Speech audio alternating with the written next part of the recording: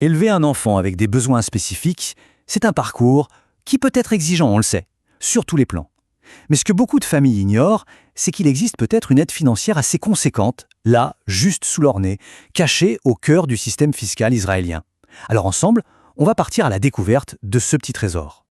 Entre les diagnostics, les rendez-vous chez les spécialistes, le soutien scolaire, les dépenses s'accumulent très très vite. C'est une réalité pour énormément de parents. Et s'il existait un moyen d'alléger cette charge de manière significative? Eh bien le voici, 5 952 shekels. C'est la valeur annuelle, nette d'impôt, du crédit fiscal qu'on va décortiquer aujourd'hui.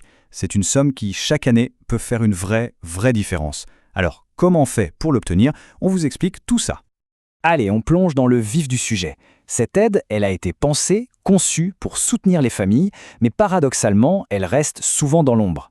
Pourtant, c'est un droit et il est grand temps de le mettre en pleine lumière. Et c'est bien là tout le problème. D'innombrables familles, qui sont pourtant totalement éligibles, ne réclament jamais cet avantage. La raison, c'est souvent juste un manque d'information. L'objectif ici, c'est donc de transformer cette information en action concrète. Alors, de quoi parle-t-on exactement ? Le terme peut faire un peu peur, crédit d'impôt, mais le mécanisme derrière est en fait assez simple et surtout, il est très avantageux. Regardons ça de plus près. Et là, il y a une différence qui est fondamentale. Il ne s'agit pas de réduire le revenu sur lequel on est imposé. Non, c'est bien mieux que ça. Ces fameuses nekudot zikui, ce sont des points qui viennent réduire directement l'impôt final à payer. Autrement dit, c'est de l'argent cash qui reste dans le portefeuille. Concrètement, la loi accorde 2 points de crédit. Et 2 points, ça représente 496 shekels chaque mois. Si on fait le calcul sur une année complète, on arrive bien à cette fameuse somme de près de 6 000 shekels. Bon, la question maintenant, c'est de savoir qui peut en bénéficier. Il y a 3 conditions, elles sont très claires et elles sont cumulatives. On peut voir ça comme une petite checklist pour vérifier son éligibilité. Premièrement, être le parent d'un enfant qui est scolarisé. Deuxièmement, cet enfant doit avoir un diagnostic officiel de trouble de l'apprentissage. Et troisièmement, et ça c'est vraiment la clé de tout, l'enfant doit avoir reçu une décision d'une commission bien spécifique, la commission d'éligibilité et de caractérisation, qui statue sur son droit à des services d'éducation spécialisés. Une question qui revient tout le temps, qu'est-ce qu'on considère comme un trouble de l'apprentissage?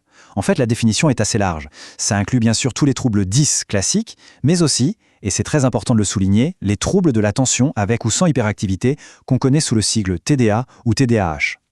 Il faut bien retenir ce point parce qu'il change tout. Une fois que la famille a obtenu la décision de cette commission, eh bien le débat est clos pour l'administration fiscale. C'est la preuve irréfutable. Plus besoin de fournir le diagnostic médical, le diagnostic psychopédagogique. Ce seul et unique document suffit. Et si tout ça a l'air encore un peu compliqué, il y a une excellente nouvelle. Une avancée majeure est venue radicalement simplifier tout le processus. Le parcours du combattant administratif, c'est de l'histoire ancienne. Pour faire simple, avant 2022, il fallait courir après tous les papiers. Aujourd'hui, un système d'échange d'informations a été mis en place entre le ministère de l'Éducation et les impôts.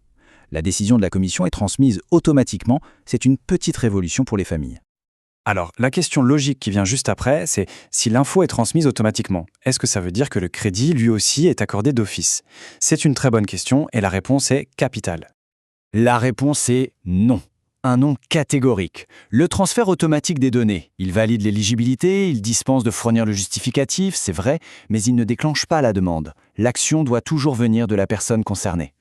Alors qu'est-ce qu'il faut faire? C'est très simple. Pour un salarié, il suffit de mettre à jour son formulaire 101 auprès de son employeur. Pour un indépendant ou pour quelqu'un qui aurait oublié de le faire en cours d'année, il faut déposer une demande de remboursement d'impôt, ce qu'on appelle un Hexer Mase.